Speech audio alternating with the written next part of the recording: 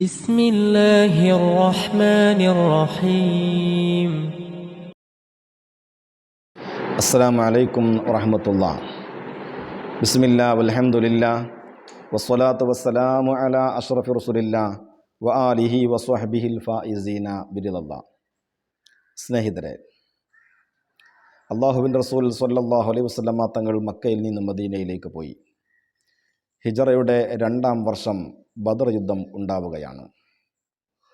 പ്രവാചകൻ്റെ പിതൃ സഹോദരന്മാരാണ് ഹംസ, അബ്ബാസ് റളിയല്ലാഹു അൻഹുമ. ഹംസ റളിയല്ലാഹു അൻഹു നേരത്തെ തന്നെ പരസ്യമായി ഇസ്ലാം മത വിശ്വാസിയാവുകയും പ്രഖ്യാപിക്കുകയും ചെയ്തവരാണ്. എന്നാൽ അബ്ബാസ് റളിയല്ലാഹു അൻഹു മുസ്ലിമായിട്ടുണ്ട് എങ്കിലും അദ്ദേഹം അത് പരസ്യ പ്രഖ്യാപനം നടത്തിയിരുന്നില്ല. അദ്ദേഹം ഹിജറ പോയിട്ടും ഇല്ല, മക്കയിൽ തന്നെയാണ് താമസിക്കുന്നത്. 2-ാം വർഷം നടക്കുന്ന ബദർ യുദ്ധത്തിന് വേണ്ടി എല്ലാവരുടെയും നിർബന്ധപ്രകാരം അദ്ദേഹത്തിനും പങ്കെടുക്കേണ്ടി വന്നിട്ടുണ്ട്. യുദ്ധക്കളത്തിൽ മഹാനായ അബ്ബാസ് റളിയല്ലാഹു അൻഹു പങ്കെടുത്തിട്ടുണ്ട് എങ്കിലും 70ഓളം മുശ്രിക്കുകൾ കൊല്ലപ്പെട്ടു. അതേപോലെ തന്നെ 70ഓളം മുശ്രിക്കുകൾ തടവിലാക്കപ്പെടുകയും ചെയ്തു, ബന്ദികളാക്കി പിടിക്കപ്പെട്ടു, വീട്ടുതടങ്കലിലാക്കി. ആ ബന്ദികളാക്കപ്പെട്ട കൂട്ടത്തിൽ മഹാനായ അബ്ബാസ് റളിയല്ലാഹു അൻഹുവും ഉണ്ട്. മദീന പള്ളിയുടെ പരിസരത്താണുള്ളത്. കയ്യും കാലും ബന്ധിച്ച് മദീന പള്ളിയുടെ പരിസരത്ത് കിടക്കുകയാണ്.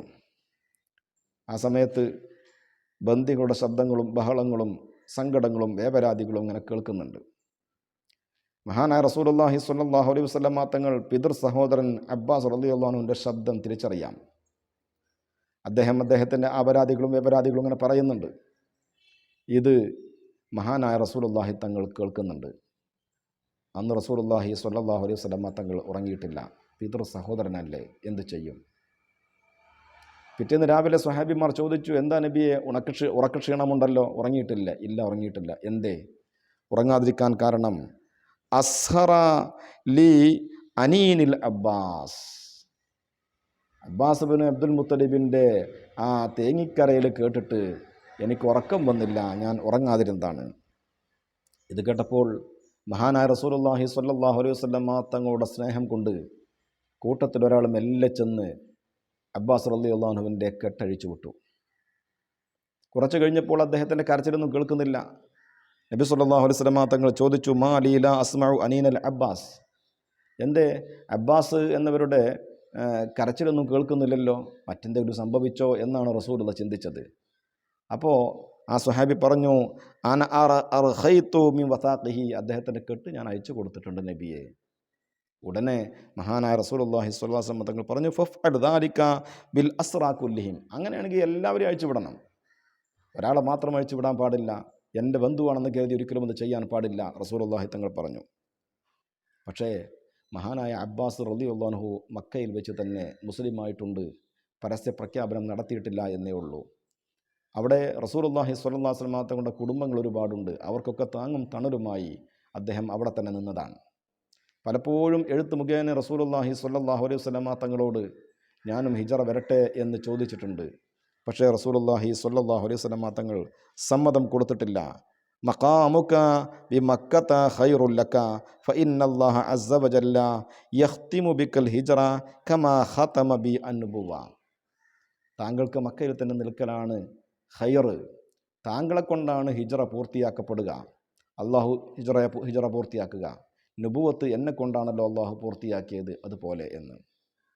അങ്ങനെ ഇരിക്കെയാണ് ബദർ യുദ്ധമുണ്ടാകുന്നത്. ആ ബദർ യുദ്ധത്തിലേക്കാണ് ബഹുമാനപ്പെട്ടവർ വരുന്നതും അദ്ദേഹത്തെ അറസ്റ്റ് ചെയ്യുന്നതും.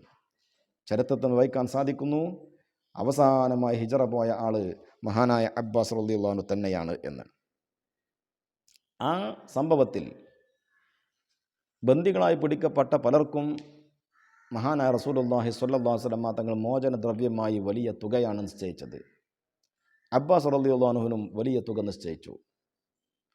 മഹാനായ അബ്ബാസിന് അബ്ദുൽ മുത്തലിബ് റളിയല്ലാഹു അൻഹു ആ സമയത്ത് അലാമ യൂഖദു മിന്നൽ ഫിദാ വകുന്തു മുസ്ലിമൻ വലാകിനിൽ ഖൗമ ഇസ്തക്റഹൂനി, ഞാൻ മുസ്ലിമായ ആളല്ലേ, എന്തിനാ എന്നിൽ നിന്ന് ഫിദിയ വാങ്ങുന്നത്, പ്രായശ്ചിത്തം വാങ്ങുന്നത്?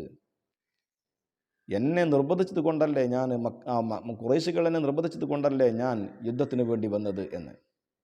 മഹാനായ റസൂലുള്ളാഹി സ്വല്ലല്ലാഹു അലൈഹി വസല്ലം തങ്ങൾ പറഞ്ഞു, അല്ലാഹു അഅലമു ബിമാ തഖൂൽ ഇൻ ബിക ഹഖൻ ഫല്ലാഹു ഫഇന്നല്ലാഹ യുജ്സീക വലാകിൻ ളാഹിറു അംരിക അന്നക കുൻത അലൈനാ. താങ്കൾ പറയുന്നത് എന്താണ് അല്ലാഹു അലം, അല്ലാഹുവിനറിയാം. താങ്കൾ പറയുന്നത് സത്യമാണ് എങ്കിൽ അല്ലാഹു സുബ്ഹാനഹു വ തആല അതിന് പ്രതിഫലം നൽകും. അതല്ല, താങ്കളുടെ പ്രത്യക്ഷത്തിലുള്ള കാര്യം പരിശോധിച്ച് നോക്കുമ്പോൾ താങ്കൾ ഞങ്ങൾക്ക് എതിരാണ്, യുദ്ധത്തിന് വന്നതാണല്ലോ, അതുകൊണ്ട് ആ പ്രായശ്ചിത്തം അടച്ചേ മതിയാകൂ എന്ന്. അപ്പം മഹാനായ അബ്ബാസ് റളിയല്ലാഹു അൻഹു അദ്ദേഹത്തിൻ്റെ വിഷമങ്ങളും പ്രയാസങ്ങളും സാമ്പത്തികമായുള്ള ഞെരുക്കങ്ങളും ബുദ്ധിമുട്ടുകളും എല്ലാം പറഞ്ഞു. തറക്തനി ഫഖീറ ഖുറൈശിൻ മാ ബഖീതു, ഇനി ഞാൻ വളരെ പാവപ്പെട്ട ആളായി ജീവിക്കേണ്ടി വരൂലേ, ഇതൊക്കെ പട തരികയാണെന്നുണ്ടെങ്കിൽ, പ്രായശ്ചിത്തം നൽകുകയാണ് എങ്കിൽ, നഷ്ടപരിഹാരം നൽകുകയാണ് എങ്കിൽ എന്ന് മഹാനായ റസൂലുള്ളാഹി സ്വല്ലല്ലാഹു അലൈഹി വസല്ലം തങ്ങൾ അപ്പോൾ മറ്റൊരു സംഭവം പറയുകയാണ്. റസൂലുള്ളാഹി തങ്ങൾ ചോദിക്കുന്നു, ഫഅൈനൽ മാലു ലദീ ദഫഅതഹു ലി ഉമ്മിൽ ഫളിലി സൗജത്തുൽ അബ്ബാസ്. യുദ്ധത്തിന് വരുന്നതിന് മുമ്പായി അബ്ബാസ് റളിയല്ലാഹു അൻഹു തൻ്റെ ഭാര്യയായ ഉമ്മുൽ ഫളിലിനെ വിളിച്ചിട്ട് ഏതാനും സ്വർണ്ണ നാണയങ്ങൾ എടുത്തു കൊടുത്തിട്ട് ഭദ്രമായി സൂക്ഷിക്കുവാൻ ആവശ്യപ്പെട്ടിട്ടുണ്ട്. അദ്ദേഹം പറയുന്നുണ്ട്, ഞാൻ ഇൻ ഉസിബുതു ഫഹാദാ ലി ബനിയ, ഈ യുദ്ധത്തിൽ കൊല്ലപ്പെടുകയാണ് എങ്കിൽ ഈ സമ്പത്ത് എൻ്റെ മക്കൾക്കുള്ളതാണ്. അൽ ഫളി വൽ അബ്ദില്ല വ ഖുസും, ഈ 3 ആളുകൾക്കുള്ളതാണ്.